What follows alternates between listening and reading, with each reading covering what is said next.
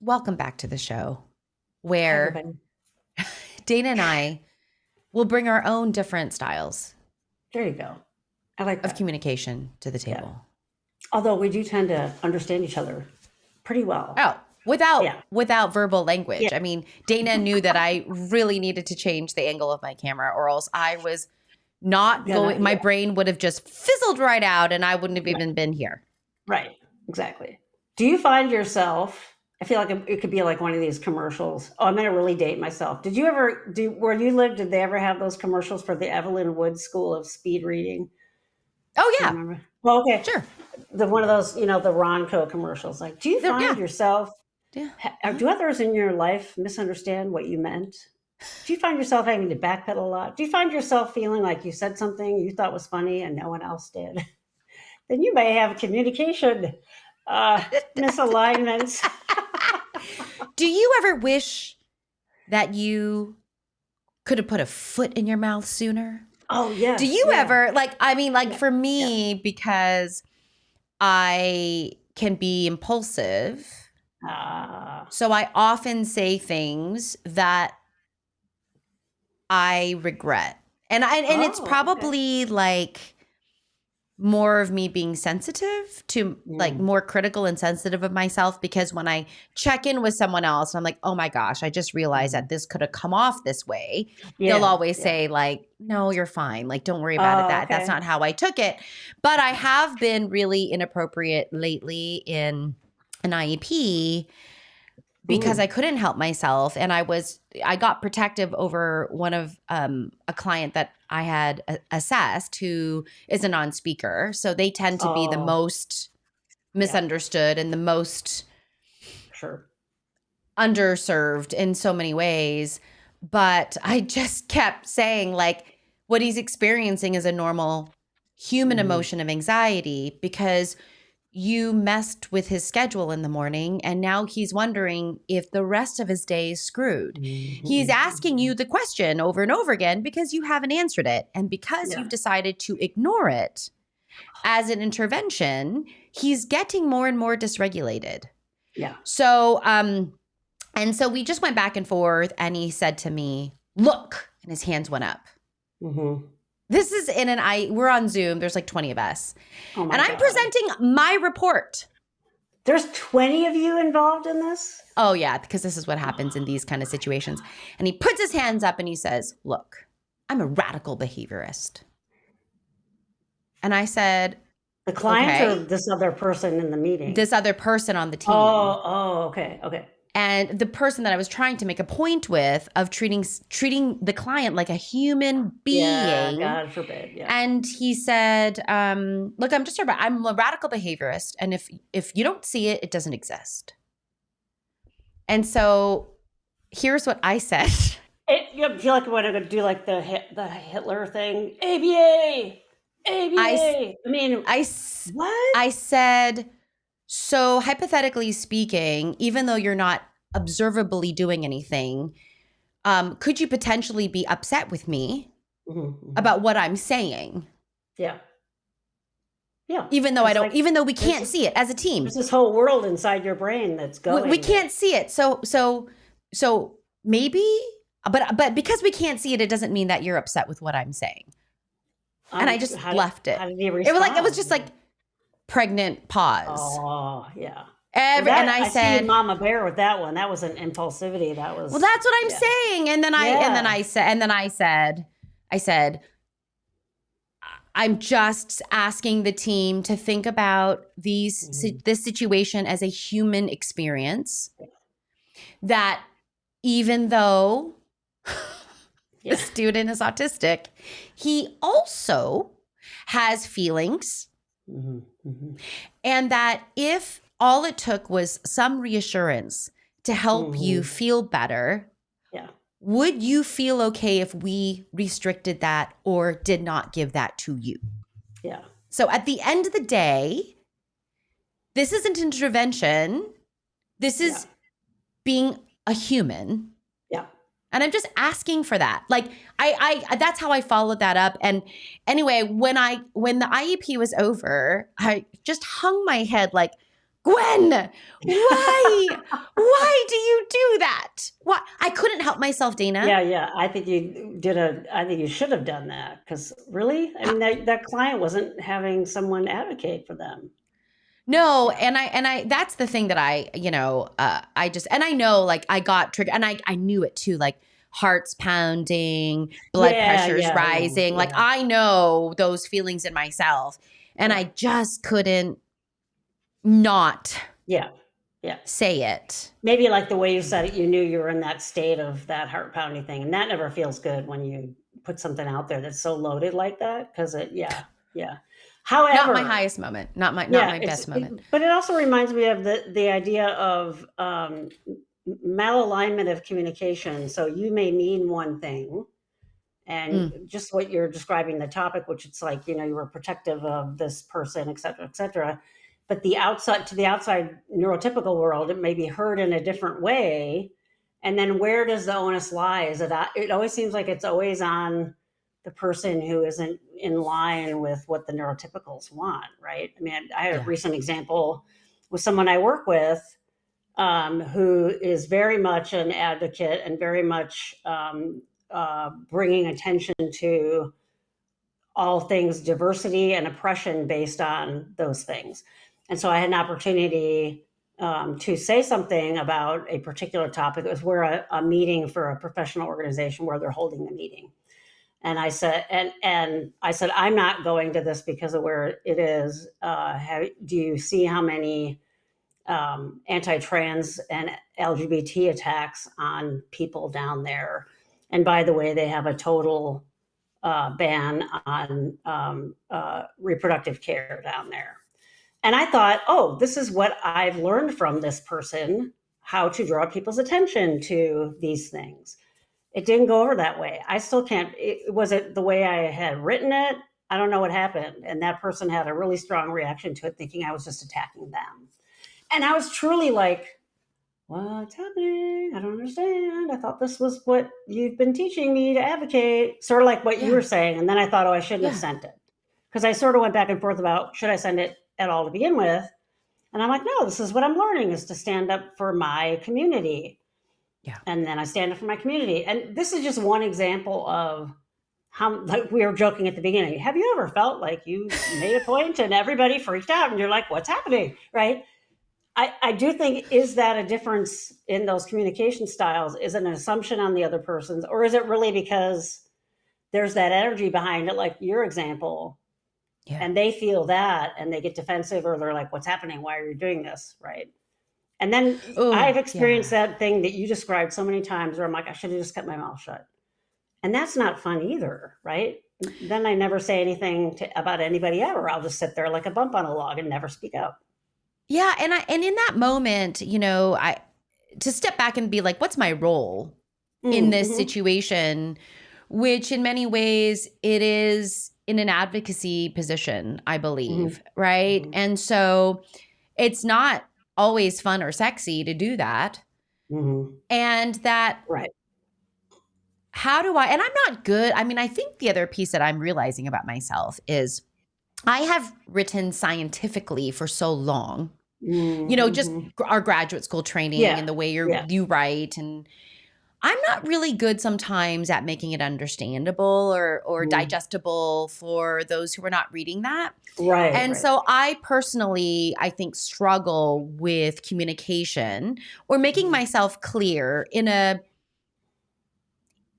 clear, quick way. Yeah. It's like, I'm not good at that. Yeah. I'm not good at it. Like, even if I think about my job when I'm meeting with people, I really get to explore and be curious and do an archaeological dig with words, right? Yeah. And so I don't have to be pithy. Right. But in those situations, I do, or I find like when I'm writing for a flyer or, that I'm going to capture your attention. It's like, well, let me write my thesis and give you the 3 supporting facts context of why you should. I don't know how to do it. I don't. Yeah. And then I get repetitive and, so communication style, and I think this is what we're seeing more from a cultural perspective, is that communication is difficult. Yeah. Yeah. There are some people nuanced. And sometimes it feels like everybody else has the playbook except me, right? Yeah. Contextual. Communication is so contextual. Like, did you read the room? Like, how often do people say that, And so I'm so busy needing to say something that I'm not listening. Like, I don't know. Like, I think this is what we're seeing today. Yeah. Too. And the example that I used, the only thing I could come up with was that person was excited about having a bunch of us go to this conference and present. And I said, well, I'm not going because of blah, blah, blah. And so maybe it felt like I burst the balloon a little. That's the only thing I can come up with. But would that be something you'd realize in the moment? It just seems like, then we're to this idea that neurodivergents will talk about, like, I don't want to have to second guess and think about all the possibilities of where you might go with it and then weigh each one and which one do I choose? Because like you said, if it's in the moment and you're having to be precise about it and not use a lot of words, it's incredibly hard. And that you don't know what another person's triggers or narratives are as well. And so while you may not have ever intended to be offensive or to hurt a feeling or to diminish their work or their enthusiasm, it happened. Yeah. And I think in that moment, as long as what we can control is done with, respect and respectfully, I'll just say respectfully, we can't then also protect or control the way the other person might receive it or feel it. And so it's really up to them then, I think, to say, hey, Dana, Yeah. And that's what I did. I sent an email then to everybody and said, I don't want this to affect your decision whether to go or not. I'm just advocating for my community, but don't, your decision's your decision. Yeah. And then my mind goes to, I'm just going to crawl under a rock somewhere, quit my job. Yes. Yeah. Same. I'm not cut out. I'm going to sell my house. I'm going to quit my job. I mean, it still goes all the way. Yeah. Boom. I'm the same. Yeah. We haven't done the picture of our head swirling down the drain. That's exactly what that is, because you and I do the same thing, Dana. I say, I'm not cut out. I'm an awful person. I'm not cut out to be a psychologist. I mean, a psychologist would have known how to navigate this situation. Right. Yeah. And so I guess my life looks like just continuing to experiment with chocolate chip cookie recipes. I don't know. And I think that's like a trauma response to you and I, who have had things come back at us for years and years and years. You're like, what are you doing? What are you doing? It's like, okay, I blew it. Sorry, I wasn't careful enough. And now I'm going to. My bad. It's an adaptive coping strategy to try to smooth things out again. That's sort of what the email was like. Oh, my bad.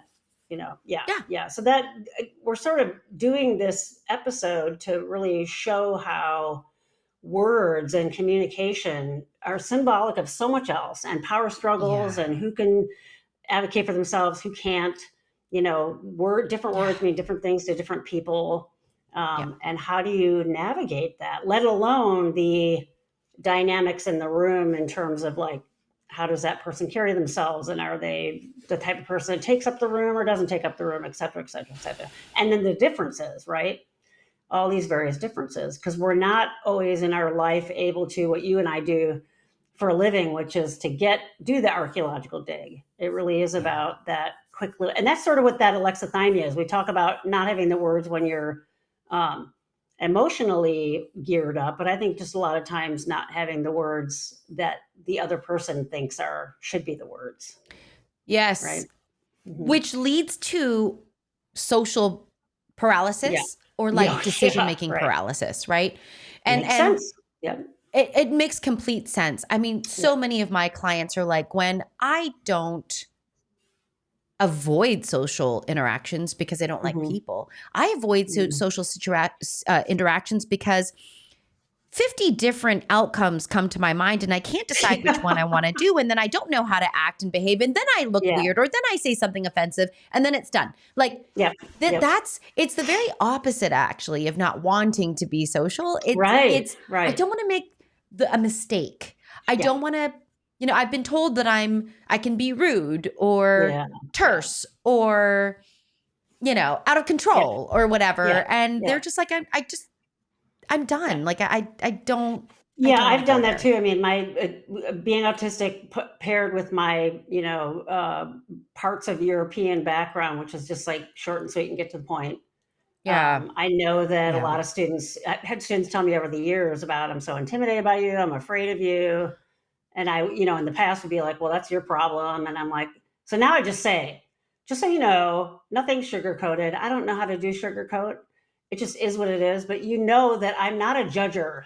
So someone will come up to me 2 years later and say, oh, I'm pretty sure every time you see me in the hallway, you're thinking of that one time I got that one question wrong on that test. And I'm like, there's not enough room up there for that. I thank you for reminding me, because I didn't remember it 5 minutes after it happened, but now I remember it, right? But it is a sort of knowing what your style is. I've gone back and forth to, okay, I need to put more sugar coating. I need to do this because it does get me in trouble in those regards. And now I'm to the point where I'm like, screw it. It takes so much energy. And if someone has a kerfuffle with me, but that's also knowing that maybe I wouldn't even say the skills, but I know how to iron it out later. I don't like the iron out. I feel like crap doing the iron out, and it's not really genuine to me, but I'm like, oh, you poor little neurotypical, I hurt your feelings. Okay, whatever. Why don't you do that for me? Why don't you ever know that my communication style is different, and maybe you could see, it just doesn't seem to be fair, right? And so there's those constant back and forths. People that you have a more ongoing relationship with you can do that with more. Like, I don't even remember what it was. My wife asked me something the other day, and I don't know why it came out as like, no, that's not. And it came out with some energy behind it. And the second it came out, I was like, wow, that sounded really mean. I didn't mean it that way at all. And we know now that it's the catch of it. Like, oh my God, wow, it came out of my mouth. And I'm like, oh, I was like, that's not how I meant it to come out at all. And there was a period of time where she would say, well, you must have, or you wouldn't have said it that way. And I'm like, no, really. And then now she appreciates the righting the ship, and then she'll be like, oh no, it's okay.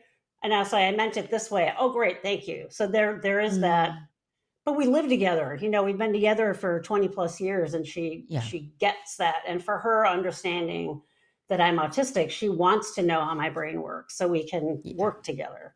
When you're having work relationships or other ones, you're not always going to get that. Right. And it's really hard. Yeah. Yeah. Yeah. So what the sum of what we're saying is communication's hard. It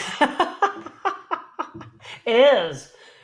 There's so much about it, right? There's a reason why people can major in college just in communications, because there's so much. Yeah.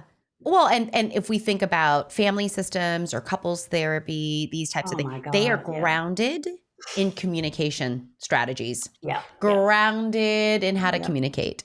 It is the heart of those modalities. Group therapy, and it's all about the words you choose and how you do it and how the other is going to perceive you no matter what. And it's all about that. Yeah. It is. There's so many layers to communication. And so,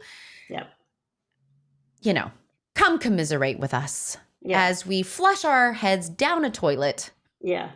I have a band I like, Walk the Moon. One of their other albums was called Talking is Hard. And I'm like, it is. Communicating is hard. Communicating is hard. That's anyway. Yeah. All right. Well, everyone, with that said, be good to you. Go out there and talk, communicate. And listen. I have to go like this. Why is this coming to mind? Like, you're my little soldiers. You're going to be misunderstood. We got you. We get it. We got you. We got you. All right, everyone. We'll see you in the next episode. Bye.